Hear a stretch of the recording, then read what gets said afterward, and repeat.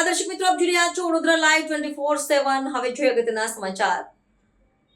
વડોદરામાં ગણેશ વિસર્જન માટે કૃત્રિમ તળાવનું નિરીક્ષણ, પાલિકા દ્વારા તૈયારીઓ પૂરજોશમાં।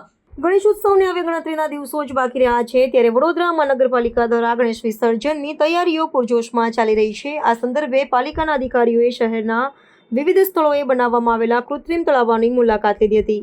આ મુલાકાતનો મુખ્ય હેતુ વિસર્જન માટેની વ્યવસ્થા સુનિશ્ચિત કરવાનો હતો, જેથી શ્રદ્ધાળુઓને કોઈપણ પ્રકારની અગવડ ન પડે। અધિકારીઓએ નવલખી ખાતેના કૃત્રિમ તળાવની મુલાકાત લીધી હતી અને ત્યાં ચાલી રહેલી કામગીરીની સમીક્ષા કરી હતી। પાલિકા દ્વારા જણાવવામાં આવ્યું છે કે ગણેશ વિસર્જન માટે જરૂરી તમામ વ્યવસ્થાઓ સમયસર પૂર્ણ કરવામાં આવશે।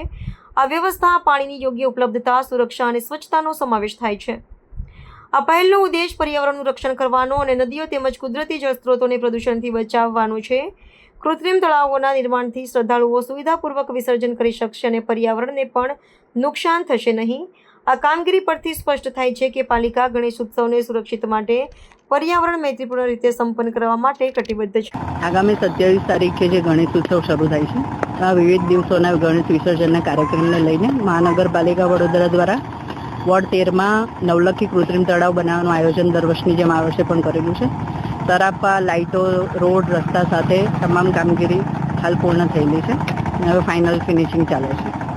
કેવી પ્રકારની કામગીરી કરવામાં આવી? હાલ 1 મહિનાથી આપણે કૃત્રિમ તળાવ બનાવીને એમાં પ્લાસ્ટિક અને સાથે એ ફિક્સ કરીને પાણી ભરવાની કામગીરી હાલ પૂર્ણ કરેલ છે। સાથે ફાઇનલ પોલીસ શાખા દ્વારા જે આપેલા છે અભિપ્રાય અને સૂચનાઓ એ મુજબ આપણે રેલિંગ, સેફટી રેલિંગની કામગીરી કરીએ છીએ અને ફાઇનલ ટચ ફિનિશિંગ ચાલે છે। સીસીટીવી મૂકવામાં આવશે? સીસીટીવી ઓલરેડી અહીંયા ઇન્સ્ટોલ કરેલા છે અને એ કાર્ય સુવિધા શું કરવાની? અત્યારે અન્ય સુવિધામાં સેફટી બેરિકેડ કરશું અને સાઇનેજ બોર્ડ આવશે, જેથી કરીને લોકોને પણ સગવડ રહે। તરવૈયાઓ માટે તરવૈયાઓનું આયોજન દર વખતની જેમ જ આ વખતે પણ છે, જેમાં ક્રેન અને તરવૈયા અને આપણી પાસે તરાપા પણ પૂરતી સંખ્યામાં છે।